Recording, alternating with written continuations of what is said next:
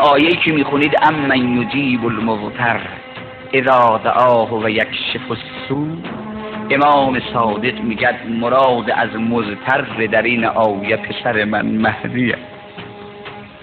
فرمود اون شب جمعه آخری که بناس فرداش بیاد، اون شب جمعه رو میاد مسجد کوفه، نماز مغرب و عشاشو میخونه.